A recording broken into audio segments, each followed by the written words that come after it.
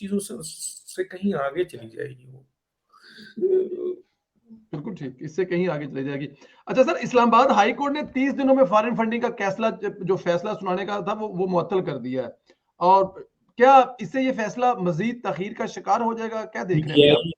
PTI कैसे लोग हैं यार, ये पीटीआई के वाले सोचते समझते नहीं है, जश्न मना रहे हैं। अरे भाई किस बात का जश्न मना रहे हो? एक केस चल रहा है इलेक्शन कमीशन में। इलेक्शन कमीशन जो है वो 7 साल से केस चलाता रहा, बहरहाल अल्हम्दुलिल्लाह अब सारी चीजें आ गई हैं। अब इलेक्शन कमीशन जुडिशियल प्रोसीडिंग कर रहा है, जिसमें सजा आनी है, जिसमें फैसला आना है। पहले तो इंक्वायरी कमेटी थी, स्क्रूटनी कमेटी थी, वो चल रही थी ना इलेक्शन का। जी अब जी। तो बाकायदा प्रोसीडिंग चल रही है, और हर प्रोसीडिंग में आपका वकील गायब हो जाता है, कहता है अगली दफा कर लें, अगली दफा कर लें, अगली दफा। क्योंकि अब तो डॉक्यूमेंट्स कोई अकबर एस बाबर का सिर्फ वहां थोड़ी मौजूद है, वहां स्टेट बैंक ऑफ पाकिस्तान ने जो प्रूफ दिए हैं, इलेक्शन कमीशन को दूसरी जगहों से जो सबूत मिला है, खुद हुकूमत इनकी होते हुए इदारों ने जो सबूत दिए हैं, वो सबूत सारे स्टैब्लिश हो गए। अब उन सबूतों के ऊपर इमरान खान के वकील ने साबित करना है। अवला तो वो कह चुके हैं कि जी ममनुआ फंडिंग जो है वो हुई है, और उसको ज्यादा से ज्यादा जब्त करने, बताए फैसला एक्सेप्ट भी कर रहे हैं वो क्राइम, और फैसला भी खुद सुना रहे हैं। ये पहले वकील हैं जो क्राइम को एक्सेप्ट भी कर रहे हैं और फैसला भी सुना रहे हैं। भाई फैसला इलेक्शन कमीशन करेगा ना, आप सिर्फ ये एक्सेप्ट करें कि हाँ जी ये सारी फंडिंग है, चले थोड़ी देर के लिए मान लेते हैं ममनुआ। ममनुआ का मतलब क्या होता है? ममनुआ का हाँ, मतलब है कि वो इलीगल है, जी मतलब गलत है, वो कानून जो है ममनुआ है, मना है, आपको मना किया गया ऐसी फंडिंग से।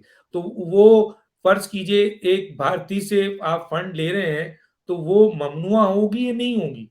बिल्कुल। आप एक यहूदी से फंड ले रहे हैं पार्टी, तो वो ममनुआ होगी या नहीं होगी?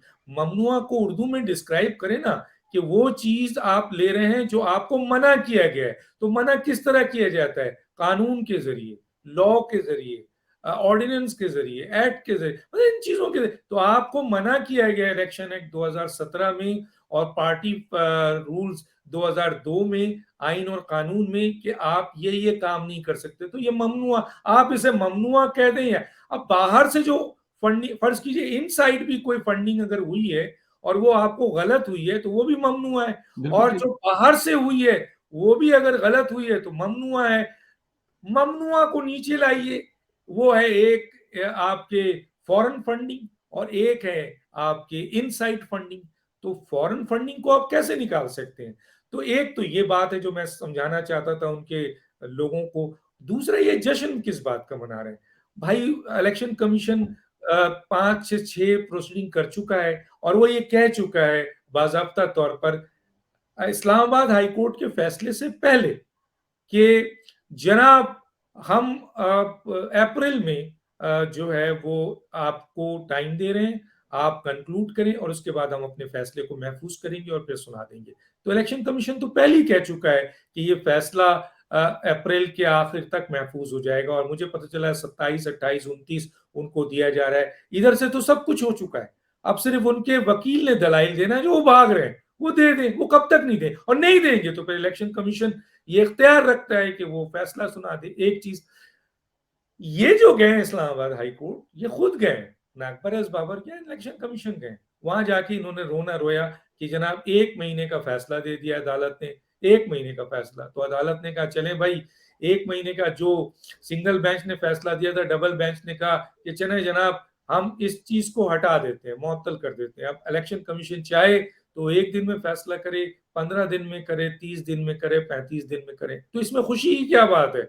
इसमें तो आप जो हैं वो जाके आपने दरखास्त दी कि भाई ये अदालत ने इनको बाउंड क्यों कर दिया है, तो अदालत ने कहा चलो जी हम बाउंड नहीं करते। लेकिन इलेक्शन कमीशन को तो कोई काम से नहीं रोका, बिल्कुल इलेक्शन ठीक। कमीशन को तो फैसला करने से नहीं रोका। और इलेक्शन कमीशन ने ये कह दिया है कि हम आपके अप्रैल के आखिर तक हम इस फैसले को महफूज कर देंगे। इसलिए उन्होंने 27, 28, 29 रेगुलर वो रख दी है। एक चीज जो मैं बता दूं, तो ये इनको कोई समझाता नहीं है भाई कि अकबर एस बाबर के जात पे इस पे कोई फर्क नहीं पड़ा, इलेक्शन कमीशन को कोई फर्क नहीं पड़ा, क्योंकि वो तो अदालत गए ही नहीं थे, बिल्कुल अदालत ठीक। तो आप गए थे। और अगर अदालत ने ये रिस्ट्रिक्शन हटा दी तो इसमें कौन सा हुआ? रिस्ट्रिक्शन पे तो ये था कि 1 महीने में देना है। अगर इलेक्शन कमीशन 5 दिन में देना चाहे, भाई खैबर उनके एडवोकेट ने कहा ना कि इलेक्शन कमीशन के पास ये इख्तियार है कि वो 15 दिन में दे दीजिए। एक चीज अच्छा है कि वो आजाद फैसले करेगा, लेकिन मैं यहाँ एक और बात जरूर कहना चाहूंगा जी अदालत के लिए। जो अदालत खैर तो इस्लामाबाद की अदालत, इसे लेना देनी नहीं है। अब इलेक्शन कमीशन आजाद है, खुद मुख्तार है, 3 प्रोसीडिंग के बाद फैसला महफूज करेगी। फॉरेन फंडिंग केस का फैसला मई में आ जाएगा इंशाल्लाह, इससे ज्यादा देर नहीं होगा। ये मई बात से याद, ज्यादा मई से देर ज्यादा नहीं। देर नहीं हो जाएगी। एक और बात जो अदालत के लिए, कि आप अदालत हैं, एक ही केस में 2 फैसले कैसे करते हैं? मसलन फैसल वाडा के केस में आपने, सिंगल बेंच ने कहा किसी 60 दिन के अंदर इसका फैसला सुनाया जाए। इलेक्शन जी कमीशन को डायरेक्शन दिया आपने, बिल्कुल दी। हुक्म दिया आपने। और फिर जब फैसल वाडा इंट्रा कोर्ट अपील में गए, डबल बेंच में जहां चीफ जस्टिस बैठे हुए थे, बड़े एहतराम से मैं ये बात सामने लाता हूँ, तो उस डिवीजन बेंच, वो डबल बेंच ने, जिस तरह इसमें डबल बेंच है, उस डबल बेंच ने उस सिंगल बेंच के इस फैसले की तौसीक की कि हाँ जी 2 महीने के अंदर फैसल वाडा का फैसला करें। तो आपने इलेक्शन कमीशन को उस वक्त डायरेक्शन दी और आपने तौसी भी की।